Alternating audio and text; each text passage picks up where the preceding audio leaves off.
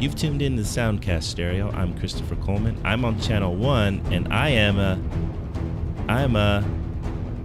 spy. I'm a spy.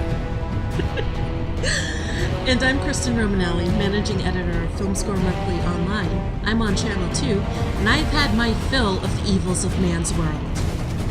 Soundcast Stereo episodes are 2-channel, 30-minute-ish conversations focused on a single topic from the world of film, television, or video game soundtracks. You can find all of the episodes of the Soundcast on iTunes, Stitcher Radio, TuneIn Radio, Google Play Podcast, Acast, or at thesoundcast.com.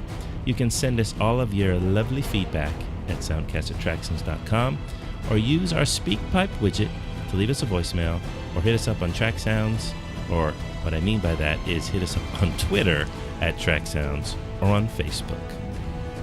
Today is Sunday, June 4th, 2017, and this is episode 19, where Chris and I discuss the recently released original score for Wonder Woman. Wonder Woman is a 2017 American superhero film based on the DC Comics character of the same name. It's been distributed by Warner Brothers Pictures and is the fourth installment in the DC Extended Universe. The film is directed by Patty Jenkins with a screenplay by Ellen Heinberg and a story by Heinberg, Zack Snyder, and Jason Fuchs. Gal Gadot stars as the titular character with Chris Pine, Robin Wright, Danny Hudson, David Thewlis, Connie Nielsen, and Elena Anaya as supporting roles. Wonder Woman is the first live-action theatrical film starring the character following her first live-action theatrical appearance in 2016's Batman v Superman: Dawn of Justice. In the film, after the American pilot Steve Trevor crashes offshore off the island of Themyscira and tells Diana Prince about World War I, Diana leaves her home to try to stop the war. Wonder Woman premiered in Shanghai on May 15th, 2017, and was released in the United States on June 2nd, 2017. And it's grossed, or was projected to gross, some $223 million worldwide in its opening weekend. And of course, the original score was composed by Rupert Gregson-Williams. Kristen, what did you think of Wonder Woman, the movie? At long last, it's here. At long last. It was good. It was really good.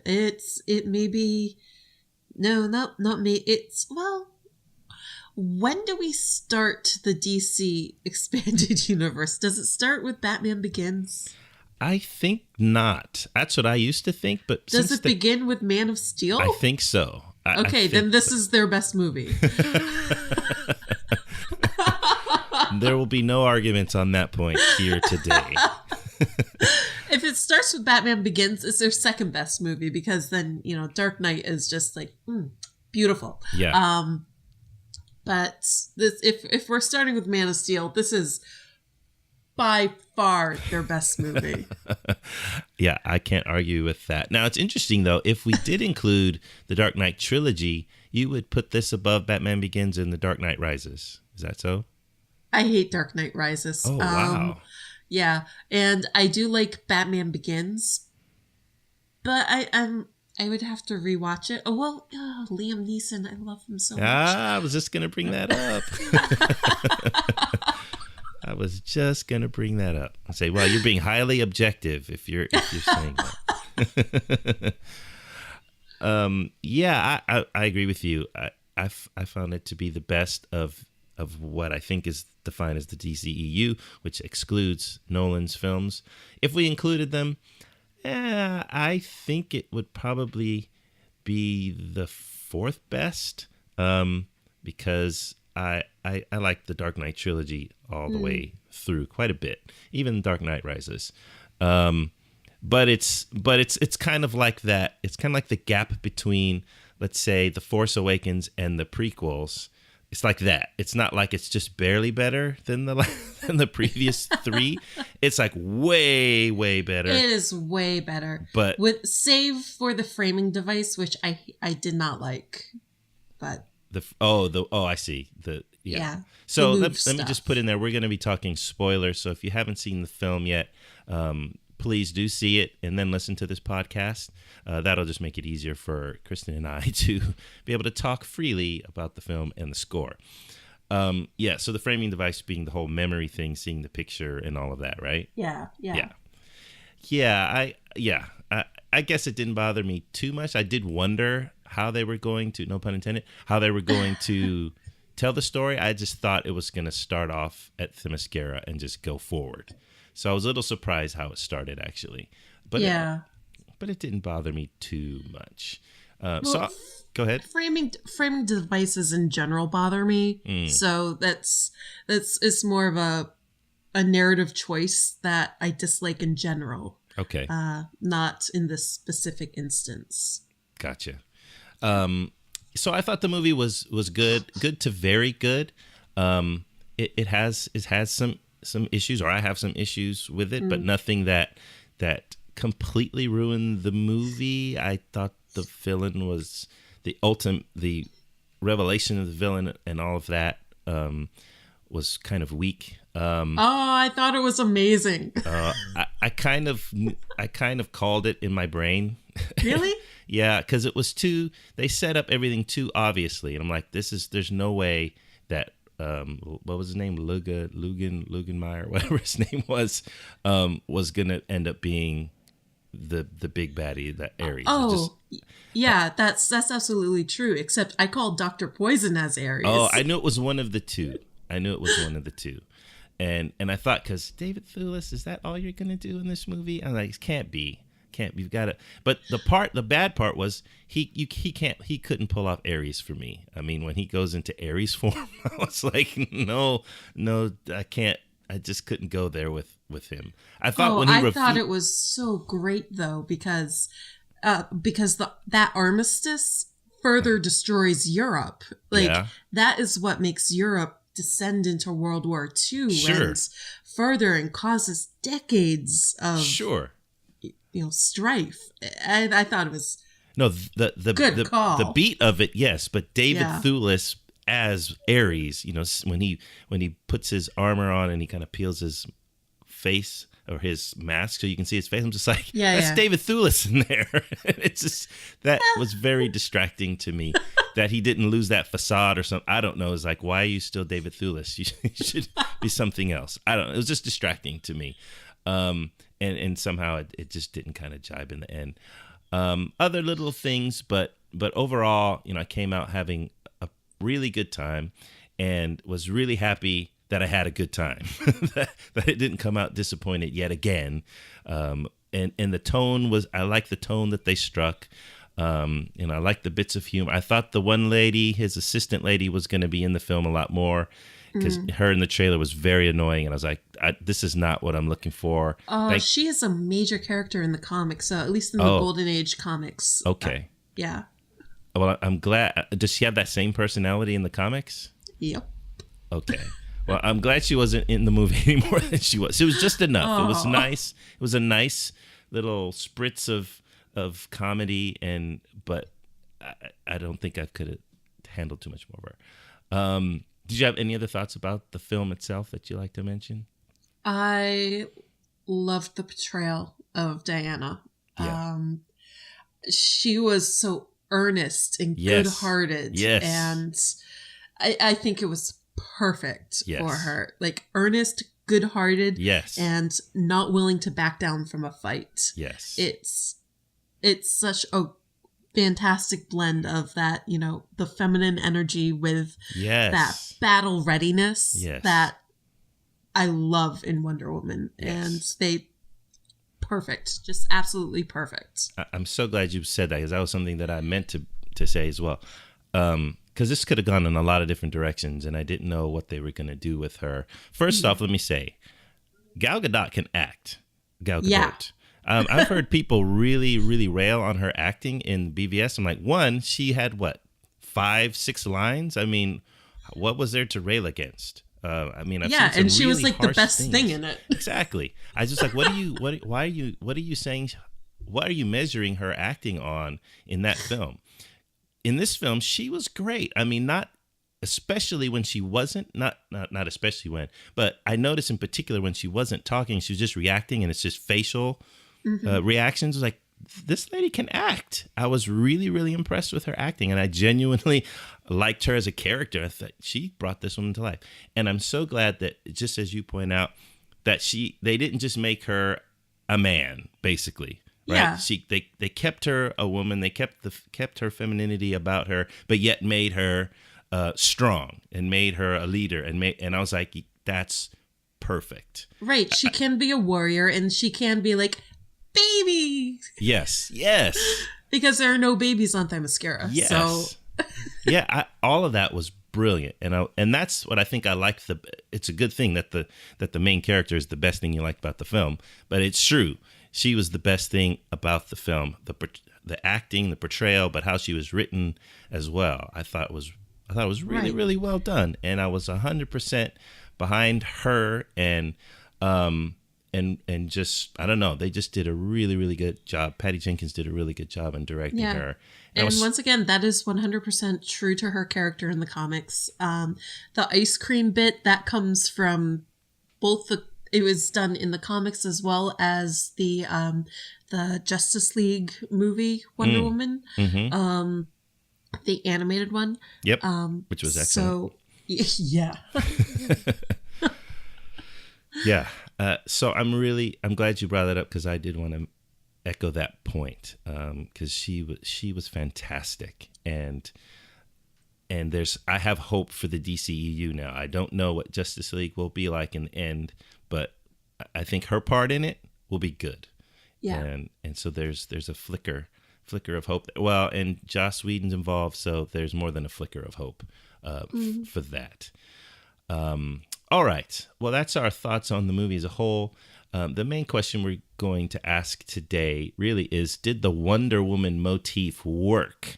Because that's probably been the biggest question in terms of film music, the film music side of this film leading up to the film was, are they going to bring it back? Will it work? Blah, blah, blah, blah, blah. At least that's the question I was asking a lot. But before we even dive into that question specifically, what's your reaction to Rupert Gregson-Williams' score in general? I mean, it's not really my favorite style of score. I mean, it definitely fits in, if you know what I mean. Yeah. But it's, I mean, there are things I definitely liked. I definitely liked instrumentation choices and the orchestration. But the general style is definitely in keeping with an action style I'm not really a fan of. Okay. I get you. Yeah, I agree with you. I think it fits really well into the DCEU. I think it has a bit in common with The Dark Knight, even more so than like Man of Steel or BVS. There's a track called The God of War where that could almost have come from somewhere in the Dark Knight trilogy. You know, it's very, very Zimmery, kind of actiony, menacing sort of deal. And I felt myself thinking about that, kind of listening through. There's a very nice elegy at the end of Wonder Woman's Wrath. After you go into that really intense track, it kind of ends with this very melancholic elegy. And I thought it was really kind of, it's very Tron-like in a way. And I found myself connecting and enjoying that. I think their love theme is great. It's unabashed. It's not just some kind of symbolic love theme with, two instruments intertwining, but it's just a love theme, and it's unabashed. And I really enjoyed that Rupert Gregson-Williams was able to go there and just do that without trying to make it some modern interpretation of a love theme. It's just a love theme. And lastly, I just had a question, because there's the last track, and I believe it's what plays over at least the first part of the end credits, called Action Reaction, and it's like it's brand new. There's no earlier reference or use of it in the film that I could recall, and so and it stood out to me because I saw the film with my sister, and she was kind of like grooving to it. And she's like, "Oh, I know you really like this score, huh?" And I'm like, "Well, there are parts of it I like, maybe not this track as much." And that's what called my attention to it. And then when I went to listen, it's like, this music wasn't referenced anywhere in the whole score as far as I could tell. Do you know about that piece at all? I sort of felt that over the credits also. Well, first I was like, why is there a pop song here? During the credits. Oh, the one by Sia and yeah. Not that one though, but the one before it. But before, yeah. And then when I came back home, a couple days later, I noticed someone on Twitter mentioned that about this piece of music, and it's kind of a strange choice to put something unconnected over the credits. Maybe he had this extra piece and they didn't know where to put it. Yeah, it's strange. I fully expected the full-on Wonder Woman theme to play over the credits. I mean, I just expected it. Maybe it was his Wonder Woman theme that he's like, "Oh, I've got one that we might want to use," or something, but didn't. I don't know. It was just it seemed very odd place to introduce a whole new piece of music. I mean, I was kind of hoping for his own Wonder Woman theme. Yes, as was I. But we both know. We both knew going in that the odds were highly. There are people who do like that motif. Yes. Very much so. I live with one. Right. Who came out with saying like, I wanted more of the Wonder Woman motif. And I was like, are you crazy? But it is memorable. I have to say, every time I hear it, it sticks in my brain for a while. You know what I mean? It is sticky. I'll give it that.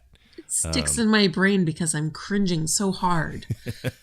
But that was mean. I'm sorry. No, I don't. I think there's probably a few out there who share that reaction. But it's true. Yeah, I mean, I don't know, subconsciously, in my head I'll be and I'm like, I don't even like this motif, but here I am humming it or whistling or whatevering it, and it's like, how does it do that? How do they do that? When I don't even like it, how is it there? That seems to be the gold standard that film score fans have been saying they're looking for years and years and years, and here we have it, and it's a curse. Yeah, in this case, kind of a little bit. Was there anything in general you wanted to say more about the score before we talk about that motif a little bit more? Just that to be positive, to end on a positive note, I really loved the use of cello in this score, both acoustic and electric cello, especially in reference to Themyscira and the Amazons. I thought it was a great instrument choice for them. It's a strong instrument. It's a very human sounding instrument. Really, really beautiful choice for that. I think the only thing that would have been better would have been a viola, right? Oh, I love the viola. I know, that's why I said it. Oh man, you're making me rethink this whole thing. The cello has more heft, and I think that's good for an Amazon. Okay, I agree. I agree. So that's going to be the heart of our episode today, answering the question: did the Wonder Woman motif work? Of course, it was introduced in Batman v Superman: Dawn of Justice. Out of nowhere came Wonder Woman, and also came her motif. It was the only part of the music that stuck with anyone, I think, or most people. Certainly myself. I mean, because it was the only really clearly definable motif in the whole film. I couldn't tell you if you played it, I would know. Oh yeah, that's probably from Batman v Superman. But I couldn't hum anything or construct anything from that score other than that motif, because it's in very stark contrast to all the droning and drumming and bumbling and bumping and moaning. And then you just have this quote unquote electric sort of vibe that just jumps out of nowhere at you. Of course, it's going to stand out. So do you think the bringing of that motif into this film, did it work for you?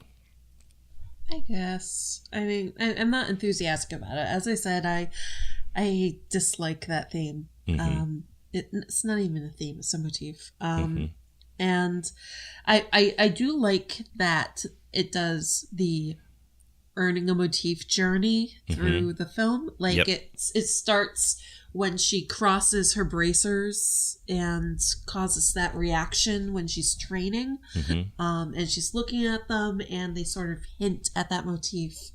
I thought that was great. And it starts to build through the score as, she goes into battle and it comes into its full effect in No Man's Land, I think. I like that thing, that sort of journey in general. I just do not like the motif itself.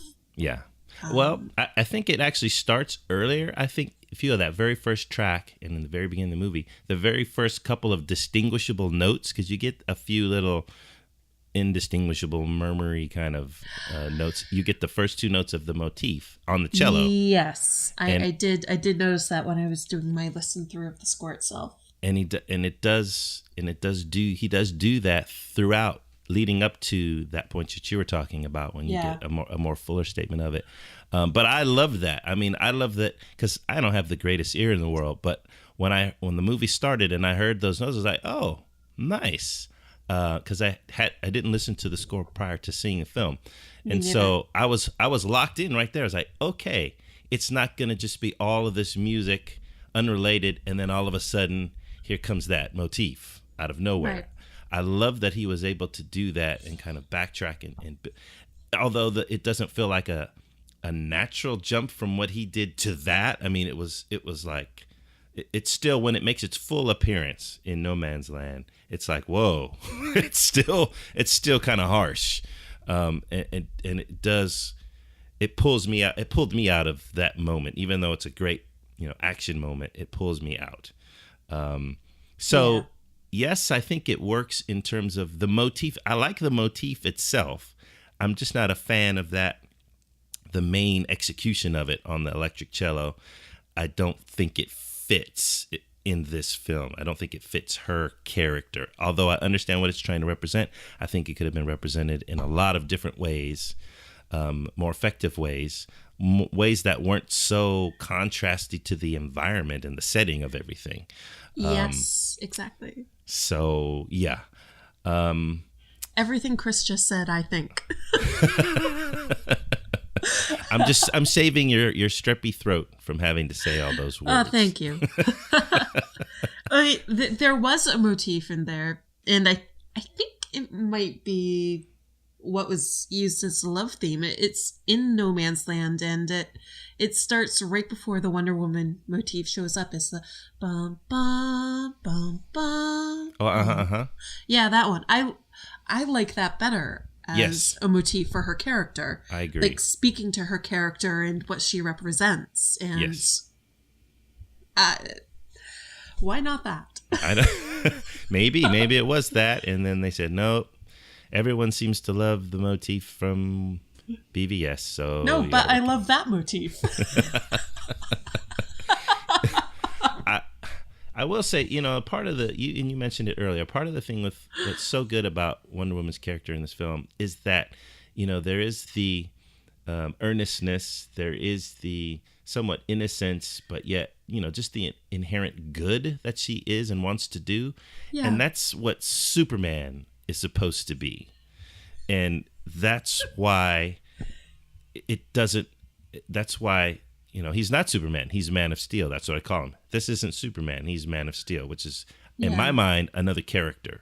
I know why they're trying to treat him that way, even though it just causes all kinds of logic problems within this universe.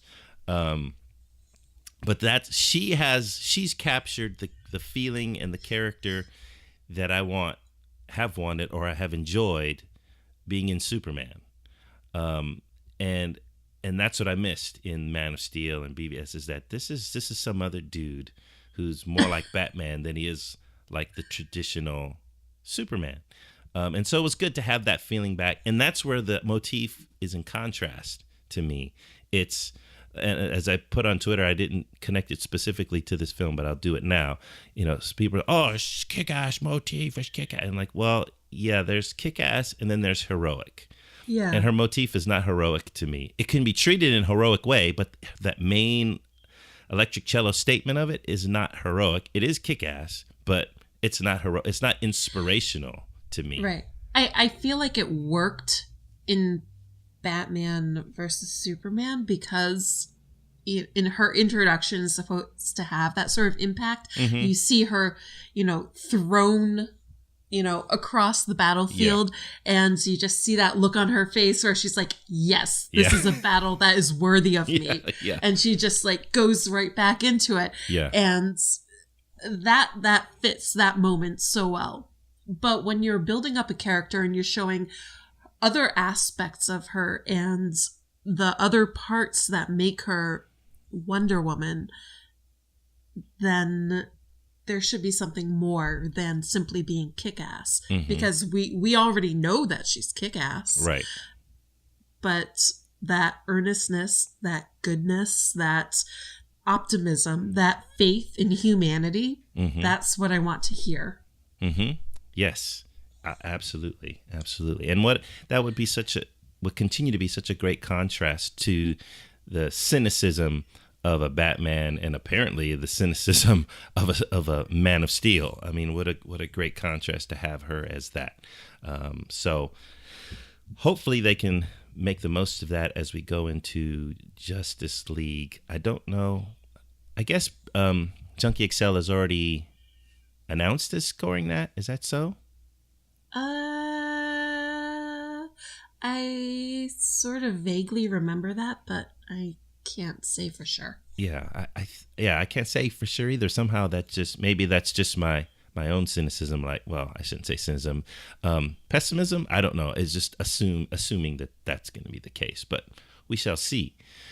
So let's start wrapping up. But with this kind of related question, do you think having that motif, the Wonder Woman motif, being introduced in BVS, helped or hurt Wonder Woman and its score? I'm going to say it probably hurt because they continued to use it. It's, as I said, it's a musically shallow representation of Diana as a character. So, yes, I'm going to say it hurt being introduced and continuing through it. Although I think Gregson-Williams did the best he could with it by doing the whole hero's journey, earning the motif. Yeah. I think it was really good for them in terms of marketing, and that they could throw it into the trailers and all that. Everyone remembers, Wonder Woman from BVS. I love it. Got people. I got some people hyped. Definitely got people talking, whether they enjoyed the motif or not prior to. But it's definitely distinctive. Yes, it is. There's no way around that. I think,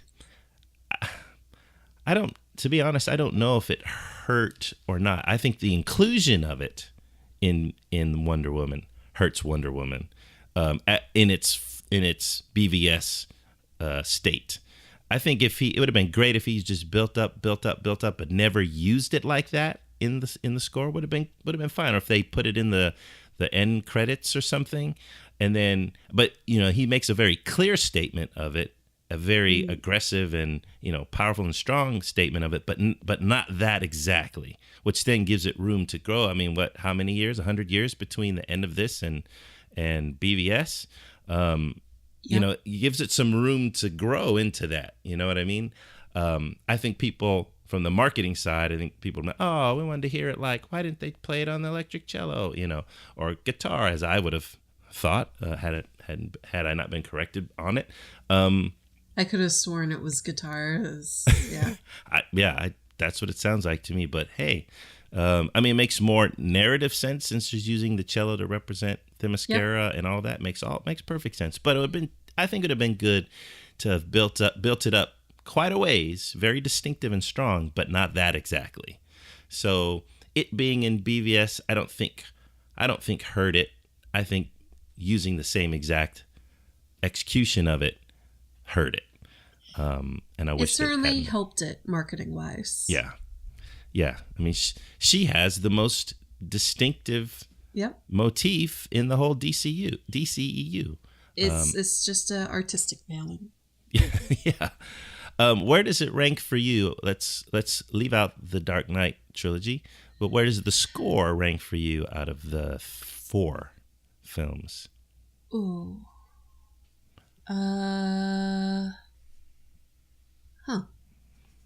I'll just say, for me, it's second only to Suicide Squad. I think Steve Price. Yeah, I think he did an excellent job on that score. It doesn't get much talk, but I think that score is pretty doggone good. Easily beating out Man of Steel and BVS, and I would say this is only second to that. Even though Man of Steel has some good moments, this is a strong number 2 for me. I hate to say I haven't really given that much of a listen to Stephen Price's score. Probably will right after this. Yeah, you should. I enjoy him. So because I can't speak to that, I would probably put this first. The only thing I struggle with is, and we discussed this on a show years ago, I think, Man of Steel. I really enjoyed Zimmer's initial themes for that. And I think I had expressed how disappointed I was that wasn't actually the expression that was used within the film. But his initial sketchbook, the stuff that turned up in the trailers, I loved that so much. Yeah. I would put the sketchbook first. Okay. Gotcha. And then this, and then Wonder Woman, certainly. Okay. Interesting. Yeah, I highly recommend checking out Suicide Squad score. I think that was a baby bathwater sort of situation where it's just like, we hate Suicide Squad, and then no one even bothered. Well, the thing is, I didn't entirely hate Suicide Squad. I don't know. Oh. Yeah. There's a lot happening. Understatement for sure. Yeah, there is a lot happening. Well, I think, though, that to wrap up, this Wonder Woman bodes well for the DCEU. Hopefully they'll continue along this track and throw some life into their superhero films, throw some optimism, some heroism in their superhero films, that humans tend to like to connect to those sorts of ideas and themes. It's great to have contrast, it tends to make things work better when you have some contrast. So let's hope they're taking notes, and kudos to Patty Jenkins. She did a very good job, and looking forward to her doing more in this world, and I'm sure she probably will. Do you have any final thoughts about Wonder Woman and the score? Great movie, okay score. Sort of makes me wonder what Patty Jenkins would have done with Thor 2 if she had not departed. With Carter Burwell doing the score. Yeah, well... Yeah, I don't know if I can swallow all of that, but yeah, it would definitely have been interesting. We're about to get an interesting Thor score, I think, no matter what. Yeah, it's something that's true. Very different. All right, excellent. Well, I think that's going to wrap up this edition of Soundcast Stereo. This is episode 19, where we talked about the Wonder Woman score. We'd love to hear your thoughts about the movie or the score itself, and if you'd like to share your innermost thoughts about those things, go ahead and reach out to us and give us your feedback by email at soundcast@tracksounds.com. Leave us a voicemail on our SpeakPipe widget. We're on Twitter @TrackSounds, or on Facebook. If you want to find and follow me personally, you can do that on Twitter @CColeman. So Kristen, where can people find and follow you? The best place to find me is Twitter at KB for now. That's KBFOR now. And Film Score Monthly Online can be found at fsmonlinemag.com. And the May issue is finally out, and we're working on the June issue. Awesome. Well, thanks for listening to this episode. We hope you enjoyed it. And until our next episode, I completely forget what my closer is for this one. So, bye.